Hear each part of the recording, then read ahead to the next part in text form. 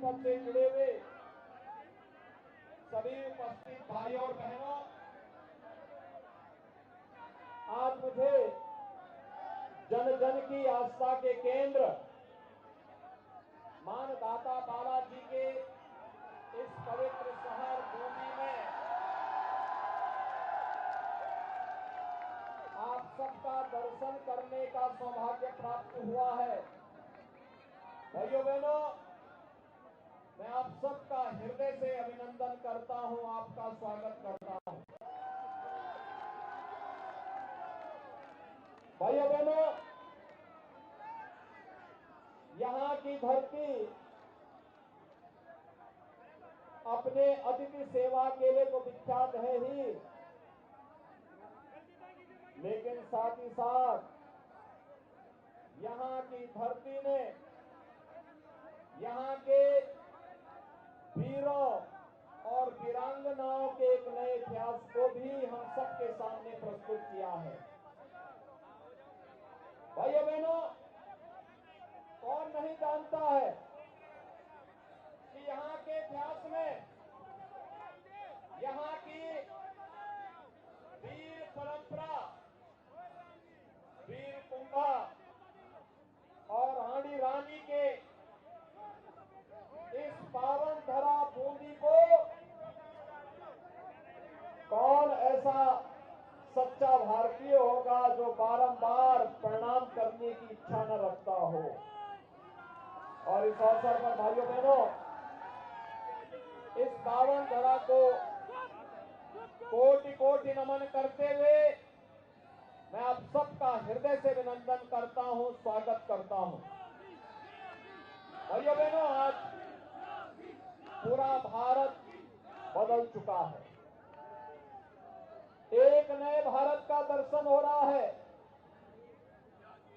एक स्वस्थ भारत, एक समृद्ध भारत, एक विकसित भारत, दुनिया के अंदर अपनी ताकत का एहसास कराने वाला भारत। दुनिया के अंदर भारतीयों का सम्मान बढ़ा है प्रधानमंत्री मोदी जी के कारण, और पूरी दुनिया अपने संकट के समय में भारत की ओर आशा भरी निगाहों से देख करके मानवता के कल्याण की दर्द धरा को बार बार नमन करने के लिए आज उत्सुक दिखाई दे रही है। भाइयों बहनों, ये वही भारत है। कांग्रेस के शासन में घुसपैठ होती थी, आतंकी घटनाएं घटित होती थी, लेकिन भाइयों बहनों, आज के नए भारत में घुसपैठ नहीं, बल्कि आतंकवाद के माद में जाकर के हमारे बहादुर जवान आतंकवादी ठिकानों को तबाह करने का मादा रखते हैं। इस नए भारत को, दुश्मन को उसी की भाषा में जवाब देने की ताकत है। और इसलिए भाइयों बहनों, जब हिंदुस्तान आगे बढ़ रहा है तो राजस्थान तो वीर और वीरांगनाओं की धरती है, भक्ति और शक्ति की धरती है। राजस्थान कैसे इससे वंचित रह सकता है?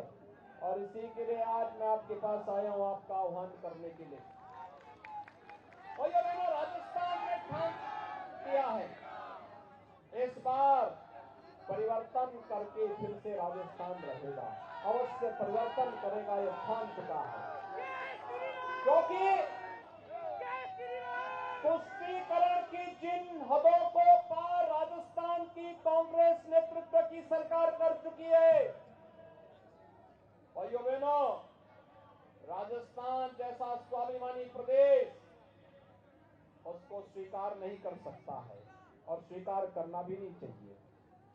मैं तो आपका अभिनंदन करूंगा कि आपने मानदाता बालाजी मंदिर में दर्शन के लिए जो यहाँ की सरकार रोक रही थी, उसके खिलाफ 10 दिनों तक लगातार नाकेबंदी करके सरकार को अपनी ताकत का एहसास कराया। भैया बहनों, मुझे आश्चर्य होता है, ये वही कांग्रेस है जिसने राम और कृष्ण के अस्तित्व पर भी प्रश्न खड़े किए थे। ये वही तो कांग्रेस है।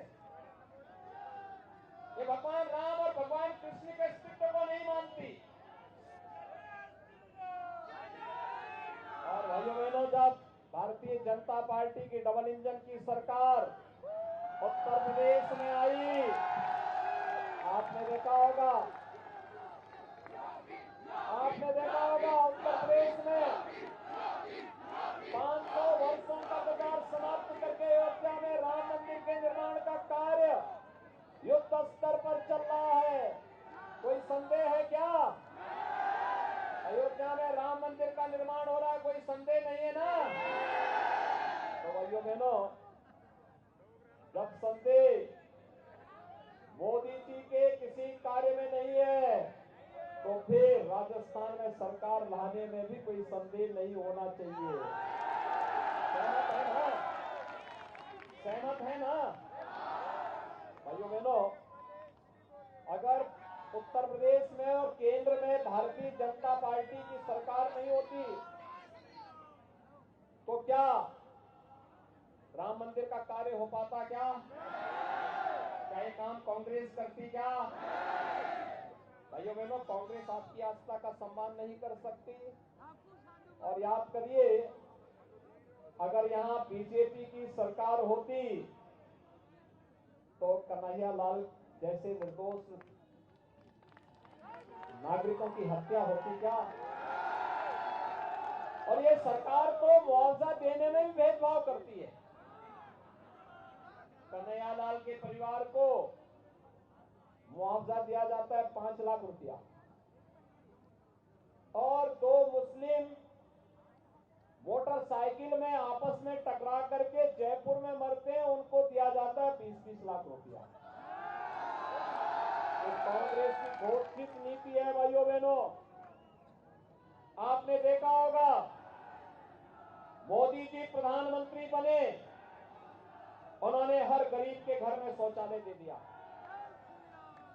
9 वर्ष में 12 लाख गरीबों के घर में शौचालय, 4 करोड़ गरीबों को प्रधानमंत्री आवास योजना, 10 करोड़ लोगों को उज्ज्वला योजना में रसोई गैस के कनेक्शन। भाइयों बहनों, 4 करोड़ गरीबों के घर में बिजली पहुंचाने का कार्य,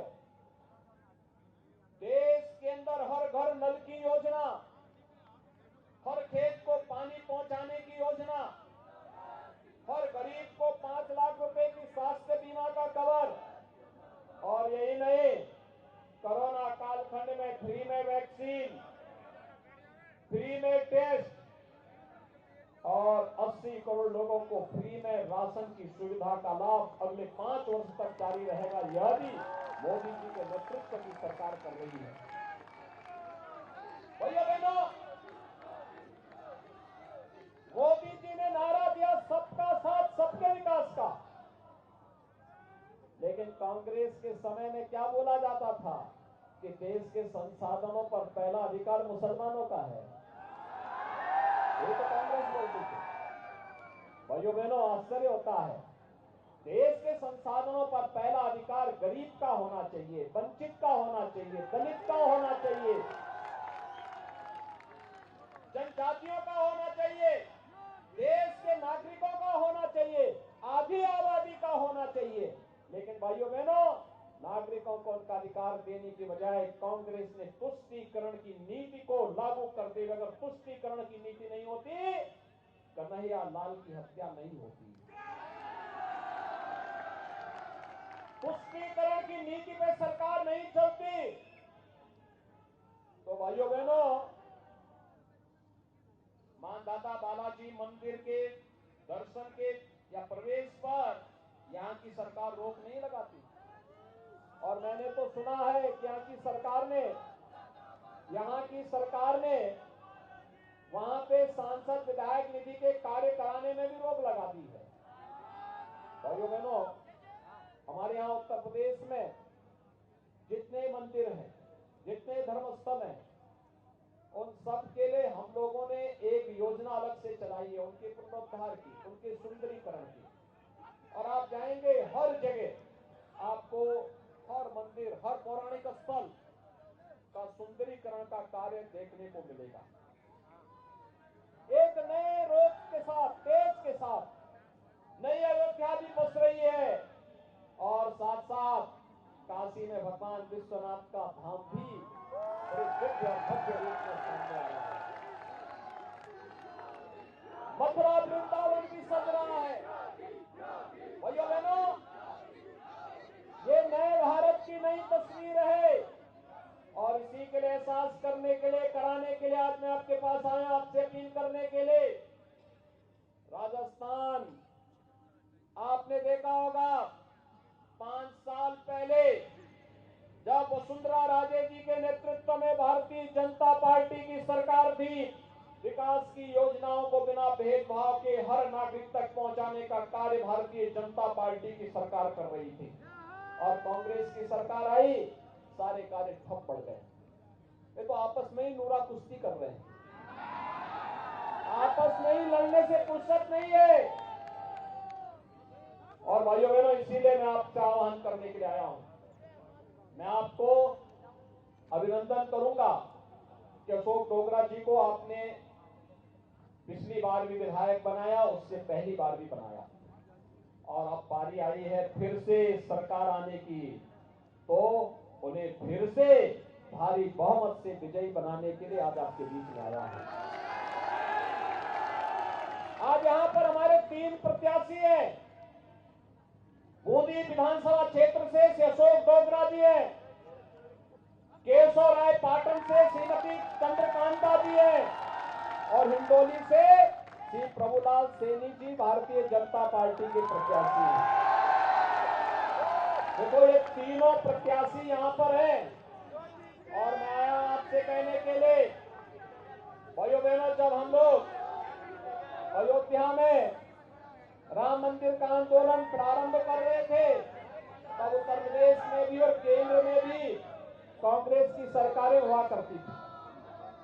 और कांग्रेस के लोग, जब हम लोग बोलते थे रामलला हम आएंगे, मंदिर वहीं बनाएंगे, कांग्रेस के लोग हंसते थे, कहते थे कैसे बनाएंगे। फिर हम लोगों ने नारा दिया उसी दौरान, रामलला हम आएंगे, पहले गुलामी का ढांचा हटाएंगे। और भाइयों बहनों, गुलामी का ढांचा भी हटा। फिर उसके बाद नारा दिया गया, रामलला हम आएंगे, मंदिर वहीं बनाएंगे। कांग्रेस के लोग कहते हैं देखो, ये लोग केवल वोट लेने के लिए करते हैं, हमने कहा वोट लेने के लिए नहीं करते हैं, ये साकार लेगा, अवश्य साकार लेगा, एक बार डबल इंजन की सरकार आने दीजिए। और भाइयों बहनों, आज उत्तर प्रदेश में भी बीजेपी की सरकार है, केंद्र में मोदी जी के नेतृत्व की सरकार है, और डबल इंजन की सरकार की ताकत क्या होती है। आज तो 22 जनवरी 2024 को प्रधानमंत्री मोदी जी के कर कमलों से अयोध्या में भव्य राम मंदिर में भगवान राम का विराजमान। राजस्थान में भी डबल इंजन की सरकार चाहिए, सहमत है? ऐसे ही, और इसीलिए आपका आह्वान करने के लिए आया हूं। 22 जनवरी के बाद अयोध्या में दर्शन करने का इच्छुक कौन कौन है? तो पूरा बूंदी ही दर्शन करने का इच्छुक है, तो तीनों प्रत्याशियों को जिता करके भेजिए, इनको जयपुर भेजिए। और मैं इन तीनों से कहूंगा कि लोग फिर अपने अपने विधानसभा क्षेत्र से 22 जनवरी के बाद अयोध्या आइए, स्वागत की तैयारी हम लोग करेंगे। सहमत है? सभी लोग सहमत हैं? सही बात है ना? तो फिर मेरे साथ बोलेंगे, भारत माता की, भारत माता की, भारत माता की, जय श्री राम, जय श्री राम।